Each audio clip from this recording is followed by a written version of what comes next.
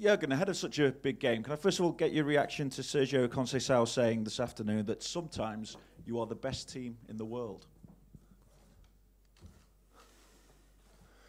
When was that? Just a few hours ago, 3 o'clock this afternoon. So, what did you say exactly? I don't. We are the best team in the world. He said sometimes he feels that you are the best team in the world. He likes the way you play, the style of play, when you've got the ball, when you don't have the ball, the intensity that you show. Oh, okay.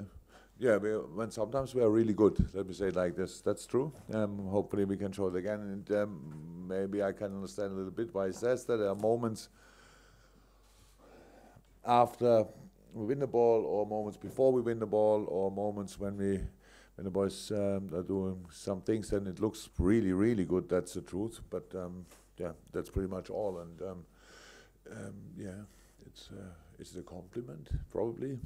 Man, it's a compliment, and but we still know that we have a really tough job to do tomorrow. And probably he said that as well, that he believed in their chances. They're still believing in their chances and stuff like that. Did he say that? He did. Okay, then it's all good. Yeah.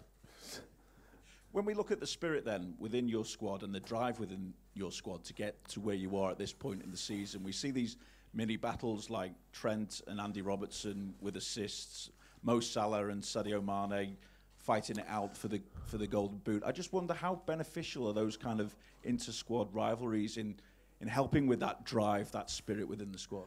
It's nice to have these kind of very positive stories. Of course, that's really nice, but it's normal in a successful team that you have these stories. And the boys are really, let me say, they like each other a lot. And so it's a good atmosphere in the team, obviously, but that's completely normal. I don't think Sadio and Mo really have a competition.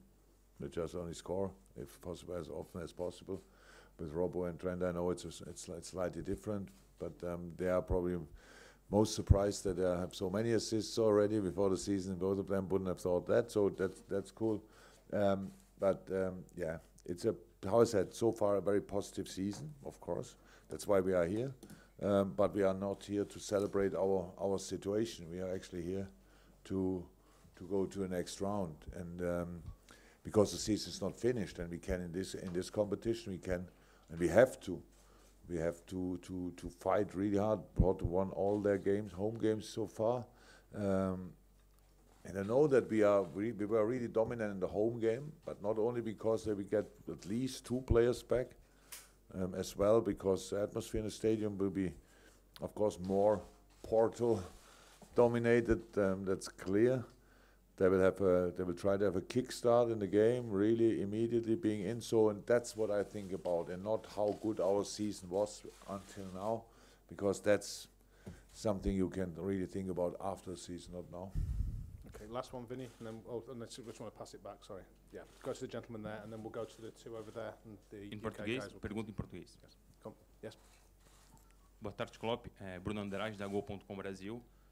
O Liverpool tem criado nos últimos anos uma identificação muito forte com os jogadores brasileiros. Teve lá o Felipe Coutinho, agora tem Alisson, tem Fabinho, tem Roberto Firmino, todos jogadores de alto nível. Lucas Leiva. Sim, jogadores de qualidade de seleção brasileira. O que, na sua opinião, tem o jogador brasileiro de diferente? Aquilo que você vê neles de diferente?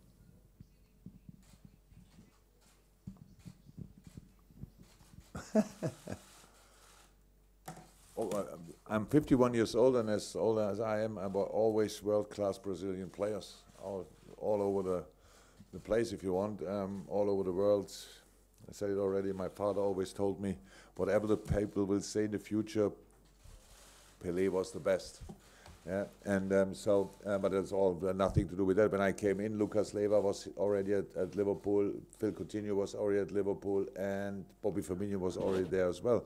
Now we brought in Fabinho and Alisson, of course, but it's not because they're Brazilians, it's because they're really, really, really good players. That's the only reason.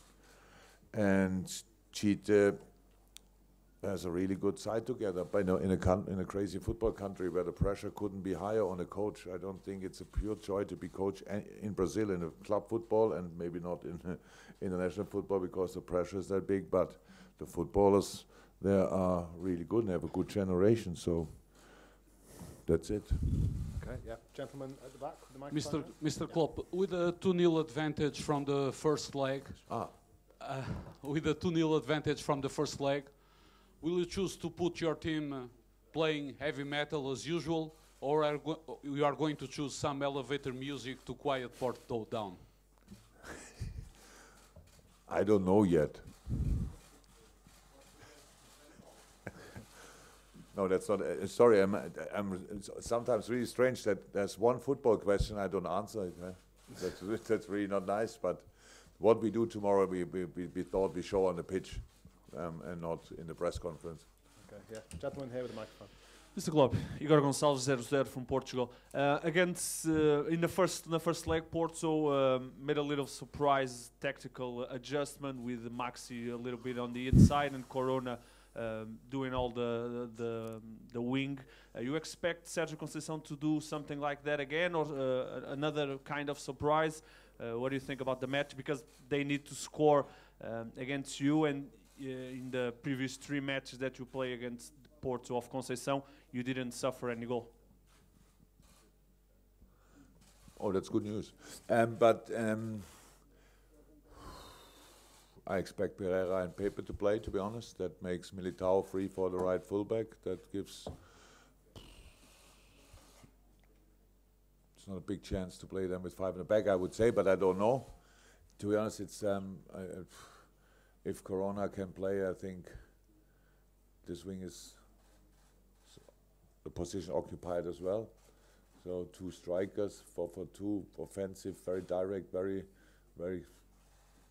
front-footed, I would say. That's what we expect. We saw, obviously, of course, in the preparation for the game, we saw, for example, both Rome games and the start here at home after losing the first game 2-1. Yeah, that was quite lively. I would say that was immediately clear. Okay, today that will be different, and that's what we expect. It's not too much about lineups. It's how can I know how Conceição will line up? I have no idea. But a few things we prepared in the session this morning. We tried to be prepared for it, and at the end, how always you have to learn from the game. You should be, but we are late in the season. Most of the systems we played against, nothing can be, hopefully not be really new for us, so we should be able to adapt to it. But on the other hand side, we have to play football by ourselves, and that's what we try to do. And that's what we always did when we played away, and we have to do it here as well. Okay, we'll go to James Pearce next. Jurgen, does it help you as a manager preparing for this game, the fact that you've come here as a squad relatively recently and had such an emphatic win as you did last February? Not really. I don't like. In the preparation for that game, I didn't like the last game. But I said that already before the last game because just it was really strange. The first 2 goals were just okay. I would say the first goal at least was really good play, but in the end, Sadio had harder shots on target and were not in, and that ball was in. Second goal was really good play, fantastic finish from Millie, and then Mo finished it off from the post. Really top goal, and then 3 counter-attacking goals, and really good. Until we were 2-0 up, and even after being 2-0 up, it was a completely open game. But that's how it is. You don't remember things like this. But we only face the result, and that's 5-0 here and stuff like that. But we know, and I saw that in the first game, that my players are not silly. They don't misunderstand things like this. Porto is a really good football team, and we were really good in the first leg now. That's not about being surprised or whatever, that they surprised us, we surprised them. We were just really good. So that's important, and we have to be good tomorrow again. We have to play really at our limit 100% and not try to come through somehow, because you cannot stand then the power what they can create here. I was here for a derby, Porto against Lisbon, years and years ago. Yeah. I'm sure in Germany we think we only have derbies in Germany. In England we think we have only derbies in England, and now we come to Portugal and see that derby. That's loud as well, I have to say. That's really big games, and they know how to influence the game, and the crowd, they know how to influence an opponent, and we have to be ready for this atmosphere, and that's what we try. And just in terms of Joe Gomez, is his fitness now at a level where he could make his comeback tomorrow night? And how important could he be having someone of his calibre available for the last month of the season? Maybe, yeah, fitness level is just getting better and better and better and better. That's, of course, if it's there that he should start and play 90 minutes in a Champions League game, I'm not sure, but it's not no reason to think about it. But can he come on whenever he's needed? I would say yes. Yes, that should be possible, and that's the most important thing for us. So, and having a player with the quality of Joe, remember what a season he played until he got injured. That was incredible, and so we are really happy that he's now on that level. He's here with us, and what we do with that situation, we will see tomorrow.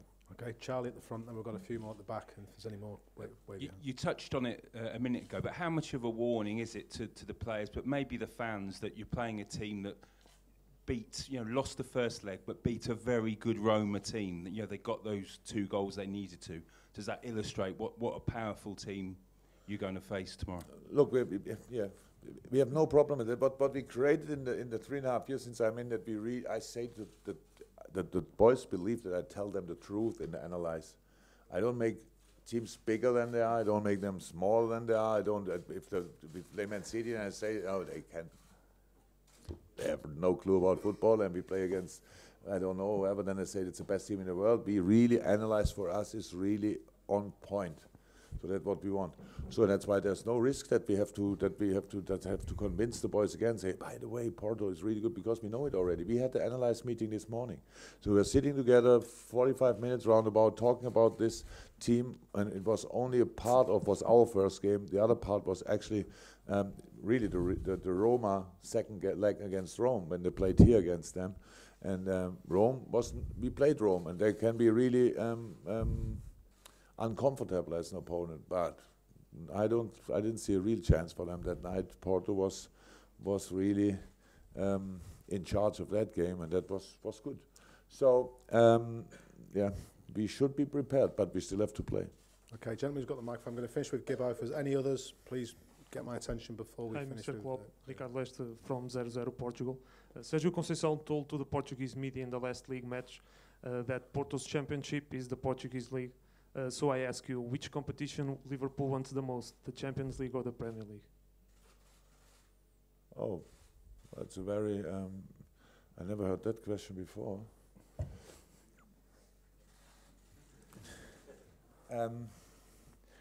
Really, he has to answer a question like this, because I thought I'm the only poor manager in the world who has to answer this question. He gets the question ask this question. Conceição, somebody asked him, what would you prefer, winning the Champions League or winning the Portuguese League? That's what somebody asked him. Yeah, he told us, to the Portuguese media, that Porto's Champions League is the Portuguese League. So Porto will will focus on the championship, on the league. So I ask you, for Liverpool, which competition the club? Oh, tomorrow night the for the most? Champions League, Tomorrow night for the Champions League, and then on Sunday for the Premier League, and then we will see where we can play. Okay, sorry. Any final gentlemen at the back, and then we'll finish with Gibbo, because we've got James Milner still to come in as our player. If we can just get the And that's a real highlight, James. Any difficult question, hopefully give it to James. He is prepared. So I need the microphone. Sorry, sir. You need the microphone, and we won't be able to hear you at the front. If you can just... You have a microphone, but it doesn't work. Yeah. Works for him. Yes. Pep and Herrera are back in the squad, 2 key players for Porto. Does that change your strategy potentially to some extent? Sorry, no, the start I didn't get. Could you please, you must have now enough pictures that I can hear the question. Can you hear me now? Yeah. Wow. Can you hear me now? Yes. Yeah, I hear you until he starts again clicking. All right, I can repeat. So Pep and Herrera, 2 key players, are back in the squad for the second leg. Does that change your strategy to some extent for tomorrow's match?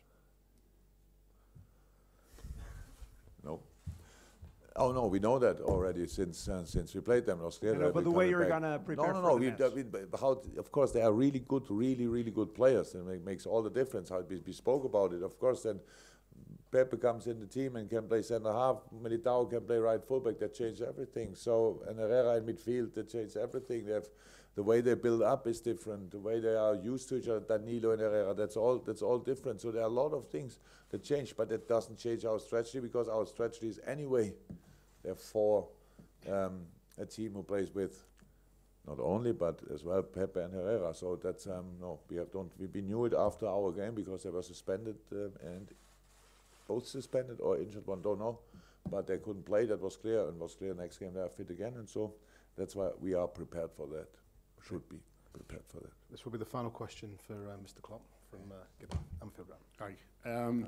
Last year's run to Kiev was glorious for Liverpool fans, but very expensive as well. A few still paying off credit cards. And this year you're doing it again. It must please you that in a time when there's even top clubs struggle to sell out allocations, that you know tomorrow Porto will be full of Scousers and the stadium will be again. That must give you a huge boost as manager and players to know you have that support. Oh, actually, I thought about that when why did I think about that? When I came from out of the plane and walked to the bus on the airport, really I thought about it. That's unbelievable that we are here again all together. It's really brilliant. It's unbelievable. But the trip, the journey we made with each other in the last couple of years is really amazing. And the Champions League, we all know it was always. It's one of the best songs, obviously, what we have. We conquer all of Europe. Honestly, we don't conquer really, but sometimes we are at least there and play football. And yeah, it's brilliant. Thank you to all of you. It's unbelievable. It's unbelievable. I don't know. We're poor, but very grateful. Yeah, well, that's how I started. So, thank you very much. Cheers, guys.